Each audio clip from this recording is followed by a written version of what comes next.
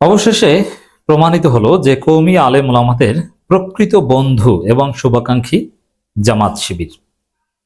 দর্শক, আমি কথা বলছি 5 মে। 5 মে এটা বললেই আমাদের সবার মানসপটে ভেসে আছে 2013 সালের সেই 5 মে। কওমি আলেম ওলামা এবং এদেশের তৌহিদি জনতার উপর শেখ হাসিনা বাহিনী ভয়াবহ গণহত্যা চালিয়েছিল। কিন্তু ইতিহাস কতটা নির্মম এবং নিষ্ঠুর দেখেন। যাদের উপর গণহত্যা চালানো হয়েছে, হেফাজতের উপর, হ্যাঁ, এখানে জামাত শিবির অনেক হত্যার শিকার হয়েছে। জামাত শিবির হেফাজতকে বাঁচাতে ঢাল হিসাবে ছিল, জীবন দিয়েছে। তখন উপস্থিত অনেক হেফাজত নেতাকর্মী, কওমি আলেম ওলামাদের, হাজারো কওমি আলেম ওলামাদের পারসেপশন পরিবর্তন হয়ে গেছিল, ভুল ভেঙে গিয়েছিল।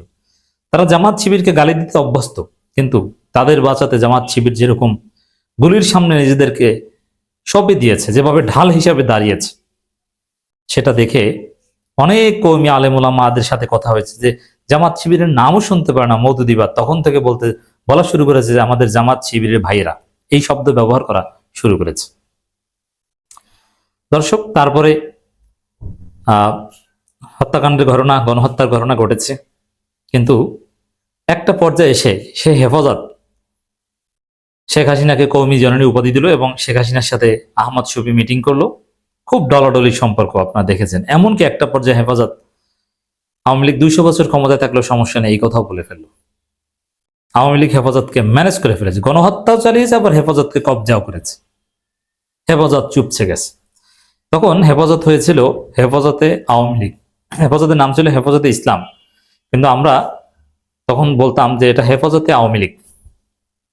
তো দর্শক, এবং এই হেফাজতকে জামাত শিবিরের বিরুদ্ধে ব্যবহার করতো শেখ হাসিনা। যখনই শেখ হাসিনা বা ডিজিএফআই জামাতের বিরুদ্ধে ফতোয়া দিতে বলতো, অথবা কোনো একটা ইস্যু ধামাচাপা দেওয়ার জন্য ধর্মীয় অঙ্গনে একটু বিতর্ক সৃষ্টি করে দেওয়া দরকার পড়তো, হেফাজতের কাউকে দিয়ে একটা ফতোয়া দিয়ে দেওয়ার ব্যবস্থা করত। এক পর্যায়ে হাসিনা গেল। হাসিনা যাওয়ার পর দেখেন যে হেফাজতের কাছে, কওমি কোনো সংগঠনের কাছে বা তাদের কোনো ডিপ স্টাডি নাই 5 মের গণহত্যার বিষয়ে, কোনো তালিকা নাই, অথবা বিচার চাওয়ার বিষয়ে তাদের কোনো সিরিয়াসনেস নাই, মামলা এগুলো নিয়েও তাদের কোনো জোরালো ভূমিকা ছিল না। জামাত শিবিরের লোকজন, জামাতপন্থী আইনজীবীরা, তারা ধরে মামলার ব্যবস্থা করেছে, ট্রাইব্যুনালে মামলা হয়েছে, এবং তদন্ত কাজে প্রসিকিউশন টিম থেকে শুরু করে যারা সাক্ষী হিসাবে ভূমিকা পালন করবে, সব জায়গায় জামাত শিবিরের লোকজন খুব সিরিয়াস ভূমিকা পালন করছে। ইউনূস গেল, বিএনপি সরকার আসলো, এখনো হেফাজতের বিরুদ্ধে সেই গণহত্যার প্রতিবাদে সবচেয়ে সোচ্চার জামাত এবং শিবির। দেখেন, এই যে 5 মে চলছে, হেফাজত নিজেদের কোনো জমকালো অথবা চোখ ধাঁধানো আকর্ষণীয় কোনো কর্মসূচি দেখেন না। হ্যাঁ, বিএনপি এখানে ইসিনসিয়ার, যে বিএনপি 5 মের গণহত্যার বিচার করতে চায় এবং করছে, তদন্ত করছে, এবং তারেক রহমান বারবার বলছে ইটস ট্রু, বাট তারা তো সরকার। কিন্তু সরকার বাইরে জামাত শিবিরের ভূমিকাটা দেখেন, বিচারের জন্য চাপ প্রয়োগ করছে, বিচার দাবি করছে, এবং মানুষকে ভুলতে দিচ্ছে না। হেফাজত বা কওমি ভিত্তিক কোনো সংগঠনের আকর্ষণীয় কোনো কার্যক্রম দেখলাম না 5 মে উপলক্ষে, কিন্তু আছে জামাতের শিবিরের ছেলেরা নানান প্ল্যাকার্ড এবং নানান ভাবে এটা রিমেম্বার করার চেষ্টা করছে। ডাকসু শিবির, ঢাকা বিশ্ববিদ্যালয় 5 মে শাপলা চত্বরে গণহত্যার বিষয়ে কোনো বিশেষ আয়োজন হবে, এটা অকল্পনীয় ছিল। অথচ সেই ঢাকা বিশ্ববিদ্যালয়ের ডাকসু শাপলা চত্বরে গণহত্যার বিষয়ে মানুষকে সচেতন করছে, সবাইকে দেখাচ্ছে, প্রদর্শনী এবং আরো নানান কর্মসূচি শিবিরে আছে। হেফাজত ইটসেলফ তাদের চাইতে জামাত শিবিরের কর্মসূচি বেশি। তো এ থেকে প্রমাণিত হয় যে হেফাজতের, দেখেন এখানে রাজনৈতিক হেফাজত বা রাজনৈতিক কওমি অনেক আছে, পলিটিক্যাল কওমি, যেমন জমিয়ত উলামা ইসলাম, তাদের একটা রাজনৈতিক স্বার্থ আছে। চরমোনাই সেমি কওমি ভিত্তিক দল, তাদের একটা নিজস্ব স্বার্থ আছে। কিন্তু যারা নিরীহ কওমি, যাদের কোনো রাজনৈতিক দল নাই, এদের একটা বিরাট অংশ কিন্তু হেফাজতের কর্মসূচিতে এসে জীবন দিয়েছে। তাদের খোঁজ খবর কিন্তু কেউ রাখে না, জমিয়তে রাখে না, চরমোনাই রাখে না, এবং রাখার সামর্থ্য নাই। কিন্তু জামাত শিবির কিন্তু তাদের খোঁজ খবর রাখে। আপনি খোঁজ নেন, হেফাজতের যারা নিহত হয়েছে, জামাত শিবির যাদেরকে আইডেন্টিফাই করতে পেরেছে, তাদের পাশে দাঁড়িয়েছে, তাদের পরিবারের খোঁজ খবর নিয়েছে, অনেকের পরিবারের দায়িত্ব নিয়েছে। তো এই জন্যে পলিটিক্যাল কওমি আলেম ওলামা যারা, তাদের ঊর্ধ্বে উঠে একদম সাধারণ কওমি আলেম ওলামা যাদের কোনো রাজনৈতিক বিশেষ পক্ষপাত নাই, যাদের উদ্দেশ্য হচ্ছে দিন চর্চা করা, এলেম চর্চা করা, দাওয়াতি কাজ করা, তাদের কাছে, তাদের জন্য জামাত শিবির হচ্ছে প্রকৃত বন্ধু এবং শুভাকাঙ্ক্ষী। কারণ এই ধরনের নন পলিটিক্যাল, যেমন চরমোনাই কেউ নিহত হলে চরমোনাই তাদেরকে স্মরণ করে, জমিয়তের কেউ নিহত হলে জমিয়ত স্মরণ করে এবং তাদের পরিবারের দায়িত্ব নেওয়ার চেষ্টা করে, যদিও এটা তাদের পক্ষে সম্ভব না, কারণ এগুলো হচ্ছে অনেকটা ফকিন্নি মার্কা সংগঠন। তাদের দল করতে যে কেউ নিহত হলে তাদের পরিবারের দায়িত্ব নেবে, এটা তারা পারে না। কিন্তু জামাত শিবির পারে, তার পরিবারের দায়িত্ব নেয়। জামাত শিবিরের প্রতিষ্ঠান আছে, ওই শহীদ পরিবারের কাউকে চাকরি দেয়, যতদিন চাকরি না দিতে পারে ততদিন পর্যন্ত রুটি রুজির সব ব্যবস্থা তারা নিজেরা করে, তারপরে পরিবারের সক্ষম কাউকে চাকরি দিয়ে দেয়। ইসলামী ব্যাংকে, ইবনে সিনা, বিভিন্ন জায়গায় আরো নানান প্রতিষ্ঠান আছে। আপনারা তো চিনেন শুধু ইসলামী ব্যাংকে, ইবনে সিনা, কিন্তু এর বাইরেও জামাতের হাজারো প্রতিষ্ঠান আছে যেখানে চাকরি দেওয়া হয়।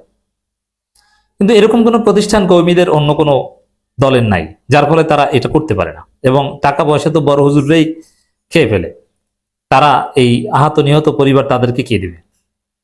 কিন্তু জামাত শিবির এই নন পলিটিক্যাল, আইডেন্টিটিলেস সাধারণ কর্মী আলেমুলামারা যারা বিভিন্ন জায়গায় নির্যাতিত হয়েছেন, মোদী বিরোধী আন্দোলন কিংবা 5 মে, খোঁজ নেন যে জামাত তাদের পাশে দাঁড়িয়েছে। এবং শহীদ পরিবারের কারো চিকিৎসা লাগলে এবং কেউ নতুনভাবে তাদের পরিবারের কারো চিকিৎসা প্রয়োজন হলে ইসলামী ব্যাংক, ইবনে সিনা এরা বিশেষ ডিসকাউন্ট এবং অনেক জায়গায় ফ্রি চিকিৎসা দেয়, নানানভাবে তাদের পাশে আছে। অতএব এটা স্পষ্ট, জাস্ট শাপলা চত্বরে যারা নন পলিটিক্যাল আহত হয়েছেন, যাদের কোনো কর্মীভিত্তিক কোনো দল করেন না, তাদের দিয়ে খোঁজ নিয়ে দেখেন, জামাতই তাদের কাছে প্রিয়, জামাতই তাদের প্রকৃত শুভাকাঙ্ক্ষী। দর্শক, শাপলা চত্বরের ঘটনা নিরপেক্ষ তদন্ত কমিশনের দাবি জামাত আমিরের। আমরা জামাত এটা নিয়ে কতটা সিরিয়াস, জুলাই ঘোষণাপত্রে শাপলা চত্বরের বিষয়টা অ্যাড করানোর জন্য জামাতের যথেষ্ট সোচ্চার ভূমিকা আমরা দেখেছি। রাজধানী শাপলা চত্বরে 2013 সালের 5 মের ঘটনাকে ঘিরে স্বাধীন ও নিরপেক্ষ তদন্ত কমিশন গঠনের দাবি জানিয়েছেন জাতীয় সংসদের বিরোধী দলীয় নেতা ও বাংলাদেশ জামাত ইসলামী আমির ডাক্তার শফিকুর রহমান। অনেক বড় বড় রাজনৈতিক দলের এই বিষয়ে মনেই নেই যে আজকে 5 মে, এমনকি হেফাজতের আমির মহিবুল্লাহ বাবুসিদ্দিক হুজুর তারও মনে আছে কিনা সন্দেহ আছে। কিন্তু জামাতের আমির প্রবাসী থেকেও এই বিষয়ে বিবৃতি দিয়েছেন এবং জোরালো বিবৃতি দিয়েছেন। শিবিরের একটা নিউজ, অন্ধকারে হারিয়ে যাওয়া সত্য। 5 মে মধ্যরাতে শাপলা চত্বরে অভিযানের সময় বিদ্যুৎ সংযোগ বিচ্ছিন্ন করে দেওয়া হয়েছিল এবং দিগন্ত টিভি, ইসলামিক টিভি, আমার দেশের মতো মিডিয়াগুলো বন্ধ করে এক পরিকল্পিত মিডিয়া ব্ল্যাকআউট তৈরি করা হয়েছিল। এর মাধ্যমে সত্য গোপন করার এক নির্লজ্জ প্রচেষ্টা চালানো হয়। অপারেশনের নামে ফ্ল্যাশ আউট, কিন্তু বিচারের আজও অন্ধকারেই। গত 1 দশকও এই ঘটনার কোনো বিচারিক তদন্ত হয়নি। উল্টো নিরপরাধ বিক্ষোভকারীদের উপর 83টি মামলায় প্রায় 88,000 জনকে অভিযুক্ত করা হয়েছে, যার মধ্যে 84 এর বেশি মানুষ অজ্ঞাতনামা। 85% মৃত্যুর কারণ ছিল বুলেটের আঘাত, প্রায় 1,55,000 তাজা গুলি। আর অন্ধকার রাতের এই নির্মম ইতিহাস বলা কি সম্ভব? সত্যের সন্ধানে এবং ন্যায় বিচারের দাবিতে আমরা এই ফটোকার্ড সিরিজ, শিবির ফটোকার্ড তৈরি করেছে, আরো অনেক কিছু করেছে। এর মানে 5 মে শাপলা চত্বর ওই ঘটনা নিয়ে কিছু জানতে চাইলে আপনাকে জামাত শিবিরের দ্বারস্থ হতে হবে, অন্য কেউ জানাতে পারে না। এবং 5 মে কর্মীদের পাশে দাঁড়িয়েছে জামাত শিবির। বিএনপি গাদ্দারি করেছে, জাতীয় পার্টি গাদ্দারি করেছে, খালেদা জিয়ার নির্দেশনা ছিল, কিন্তু মির্জা আব্বাসরা বিএনপিকে হেফাজতের পাশে দাঁড়াতে পারেনি। বিএনপি ঐতিহাসিকভাবে 5 মের সাথে গাদ্দারি করেছিল, বেঈমানি করেছিল, মুনাফিকি করেছিল। কি প্রমাণিত হলো? চরমোনাই মুনাফিকি করেছিল, মনে আছে না? এটা তো সবাই জানেন। প্রমাণিত হলো যে কওমি আলেমুন আমাদের প্রকৃত বন্ধু জামাত শিবির। জামাত শিবির তাদের পাশে দাঁড়িয়ে তাদের দিগন্ত টিভি হারিয়েছে, তাদের পত্রিকা হারিয়েছে, আজও সেটা উদ্ধার করতে পারেনি। তাহলে তাদের আসল বন্ধু কে?